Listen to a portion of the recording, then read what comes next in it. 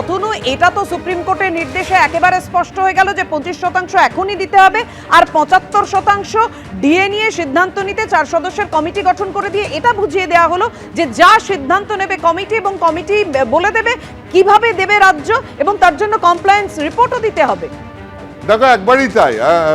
আজকে সুপ্রিম কোর্টের বিচারপতি সঞ্জয় কারোল এবং বিচারপতি প্রশান্ত কুমার মিশ্র, এই দুজনের ডিভিশন বেঞ্চ, বিচারপতি সঞ্জয় কারোল এবং বিচারপতি প্রশান্ত কুমার মিশ্র, এই দুজনের ডিভিশন বেঞ্চ আজকে ডিএ মামলায় যে রায় দিয়েছে তাতে এটা পরিষ্কার হয়ে গেছে দেশের সর্বোচ্চ আদালতের রায়।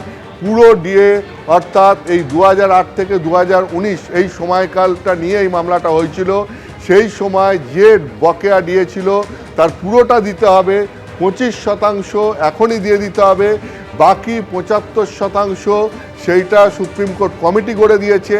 যে কমিটি রাজ্য সরকারের সঙ্গে আলোচনা করে কোন কিস্তিতে কত টাকা দেয়া হবে, কোন কিস্তি কবে দেয়া হবে সেইটা ঠিক করবে, এবং সেইটা ঠিক করতে হবে 6 মার্চের মধ্যে, এবং প্রথম কিস্তির টাকা ওই বাকি 75%-র মধ্যে প্রথম কিস্তির টাকা সেটা দিয়ে দিতে হবে 31শে মার্চের মধ্যে, এবং তার পরবর্তীকালেও টাকা সঠিকভাবে দেওয়া হচ্ছে কিনা সেটা মনিটর করবে সুপ্রিম কোর্টের গড়ে দেওয়া ওই কমিটি। এখন মুখ্যমন্ত্রী মমতা বন্দ্যোপাধ্যায় বলছেন তিনি চিফ সেক্রেটারির নেতৃত্বে একটা 5 সদস্যের কমিটি তৈরি করছেন, যে কমিটি এই রায় খতিয়ে দেখে ব্যবস্থা নেবে। এখন এরকমটা হতে পারে যে সুপ্রিম কোর্টের গড়ে দেওয়া কমিটি, তারা তো রাজ্য সরকারের সঙ্গে আলোচনা করে সিদ্ধান্ত নেবে, এটাই সুপ্রিম কোর্টের রায়। এখন সেক্ষেত্রে রাজ্য সরকারের কাদের সঙ্গে আলোচনা করবে সুপ্রিম কোর্টের গড়ে দেওয়া এই কমিটি? সেক্ষেত্রে হয়তো মুখ্যমন্ত্রী যে কমিটি গড়ে দিলেন এই কমিটি হয়তো সুপ্রিম কোর্টের গড়ে দেওয়া ওই কমিটির সঙ্গে আলোচনা করবে, এবং তারপর 2 কমিটির আলোচনাতে এটা ঠিক হতে পারে যে কবে টাকা দেওয়া হবে, কত টাকা দেওয়া হবে, কোন কোন ধাপে টাকা দেওয়া হবে। এটা তো একটা দিক রয়েছে। ওই মোট বকেয়া ডিএর 75% টাকা নিয়ে এই কমিটি টু কমিটি আলোচনা করে সিদ্ধান্ত হবে, কিন্তু তার আগে 25% যেটা সুপ্রিম কোর্ট তার অন্তর্বর্তী রায়েও বলেছিল, সেই 25% বকেয়া টাকার সেটা কিন্তু আগেই দিয়ে দিতে হবে। সেটা বলা হয়েছে যে সেটা ইমিডিয়েটলি দিয়ে দিতে হবে। ফলে এখন কমিটি টু কমিটি আলোচনা হয়ে বাকি 75% সিদ্ধান্ত হবে, কিন্তু তার আগেই সুপ্রিম কোর্টের রায় মতো বকেয়া ডিএর 25% দিয়ে দিতে হবে। ফলে আমি তোমাকে যেটা বলছিলাম যে আজকে রাজ্য সরকারি কর্মী এরা রীতিমতো খুশি, এবং তারা মনে করছেন তারা 10 বছরের লড়াইয়ের পর জয় পেলেন। বিচারপতি সঞ্জয় কারোল এবং প্রশান্ত কুমার মিশ্রের বেঞ্চ সুপ্রিম কোর্টে তাদের যে রায় দিয়েছে, তাদের পক্ষে যে রায় দিয়েছে, এটা শুধু তাদের বকেয়া ডিএ পাওয়ার রায় নয়, এটা তাদের অধিকারের পক্ষে রায়।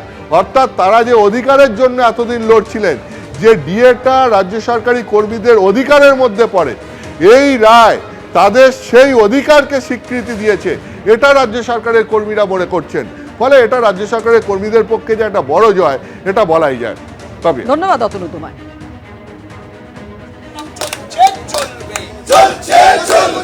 আমাদের এই লড়াই চলছে চলবে, আমাদের সংগ্রাম চলছে চলবে, প্রতিবাদের এই লড়াই চলছে চলবে, প্রতিবাদের সংগ্রাম চলছে চলবে।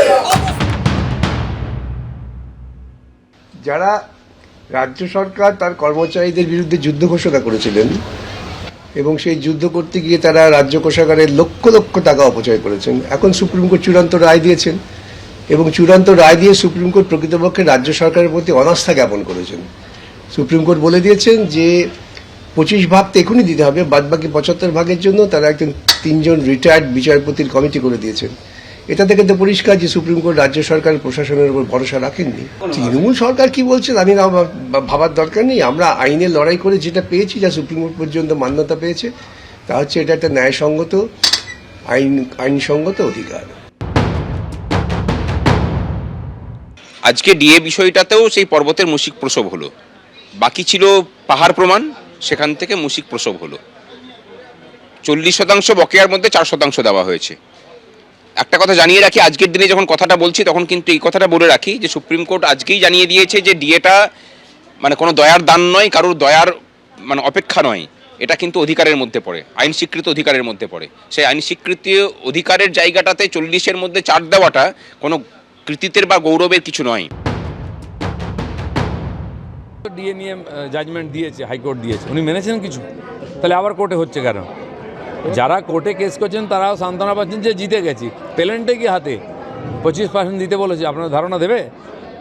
যদি দিয়ে দেয় তাহলে তো ঠিক আছে, আমার তো মনে হয় না তিনি দেবেন। বলেছেন যে এখন তো বিচার শেষ হয়নি, কিসের টাকা? বিচার তো কোনোদিন শেষ হবে না। এবিপি আনন্দ, এগিয়ে থাকে, এগিয়ে রাখে।